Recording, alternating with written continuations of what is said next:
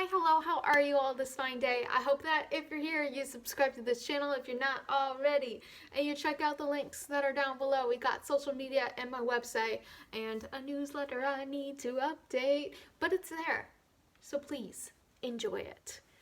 And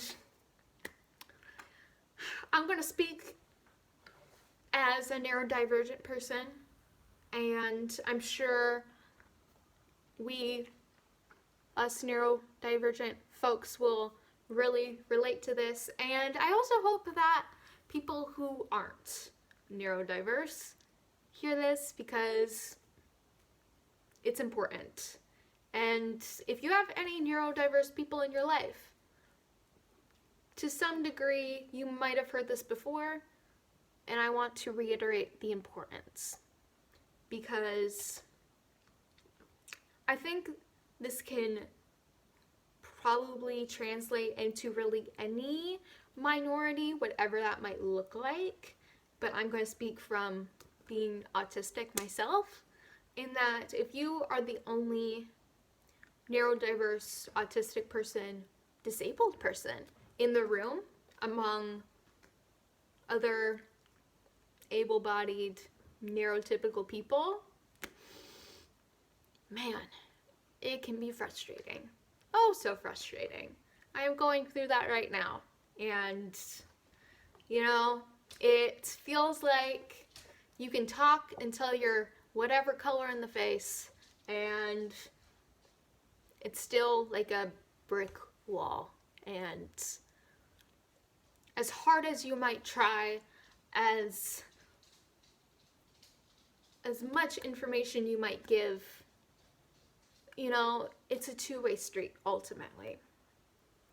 In my couple previous videos, I've talked about, speaking up for yourself, seeking out accommodations as you need them, and being your own best advocate because you know yourself best. But the problem there is that it's not just you in the equation. You can be as prepared as you could possibly be, and I think every day we neurodivergent people probably feel this, in that we can feel as self-assured and self-aware as we can be, but neurotypical people, most neurotypical people, will just not get it. They will not understand. They will ask questions potentially, if they bring it up at all, which usually I find they're kind of uncomfortable about it. But if they happen to ask a question, it can tend to be really ridiculous. It really does feel like you are an alien on a foreign planet, and that foreign planet is Earth because it's not made for autistic neurodiverse people. And it's important to know that while you are your own best advocate and you deserve all of the rights and opportunities and the accommodations that will help you thrive, you do not have to be the spokesperson of all neurodiverse autistic people. That's not your job. You did not come here on this planet, this neurotypical planet, to have to constantly try and explain yourself, because this world is already exhausting. And if we have to try and explain every single detail of how we function and how we think, then, that's just not on my plate here. We're already avoiding a lot of responsibilities here, so that it's just frustrating. And communicating that, and however people might receive it, it just gets really complicated. And you do not have to be the educator. You do not have to be like the single model trying to represent everyone, because one, it's a very diverse spectrum, and two, it is really everyone else's responsibility to educate themselves. And if those people are aware that you are neurodiverse, then they should be educating themselves, especially if you are in a setting where you're interacting a lot. Maybe you're trying to work together, or you're trying to like learn in the same classroom. If we have had to learn every single like neurotypical detail, the least that everyone else can do is learn a little bit about the other side of the coin. It's the least they can do. But so rarely I find that happens. And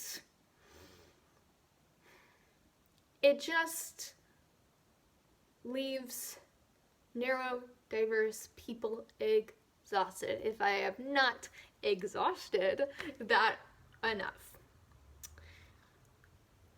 And it's really the opposite of what we should be doing, right? Like, if we're the ones that need the support and are reaching out and making that effort to get support, then we should not have to do 500 times the amount of work. But that's usually how it works, right? It's a very vicious pattern that is continually repeated. And I wish I had more just advice, ways to manage, deal with it. But it's something that I'm going through, and it's something that I'm trying to cope with, really. And somehow taking care of myself, even though my needs aren't necessarily being heard by others. And I have to figure that out myself. It's overwhelming, on top of what else you might be going through in your life. So really, my parting words for you in trying to just be the best you can be without having to sacrifice who you are. Please know that while it feels so isolating to be the only neurodiverse person in a room full of neurotypicals, it can feel really lonely. It does really feel like you're like communicating into the abyss, and it's just like muted off somewhere. Please know that you are not alone, and that there are so many other neurodiverse people that are going through the same exact thing that you're going through, and are thinking and feeling the same ways that you are. And it's too common an occurrence.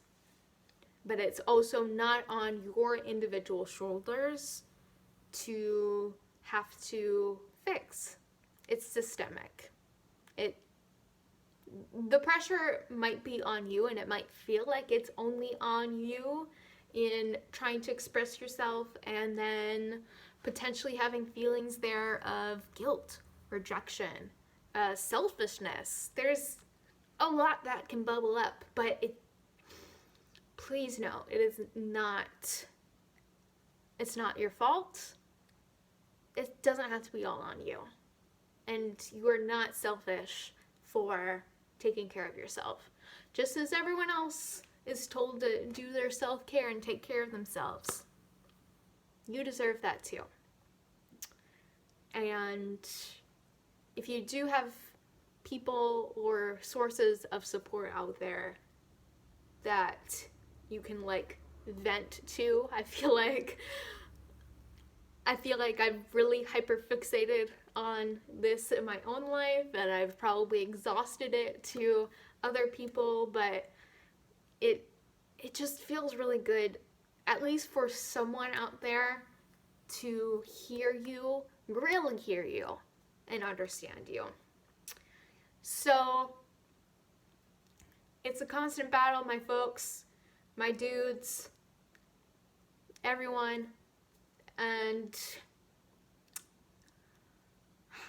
please know that while I seem really self-assured, potentially confident in my advocacy and being autistic and all of that, whew, it's tough. It's tough for everyone. So you are not alone in that. And please feel free. The comments are here for you. If you need to vent, please do so. This is your space. And I'm here to listen to you, because I get it. So, if you want to stick around and feel understood and learn some more, like this video, subscribe, do all the things. Thank you so much for being here. So many well wishes for you, and I will see you all next time.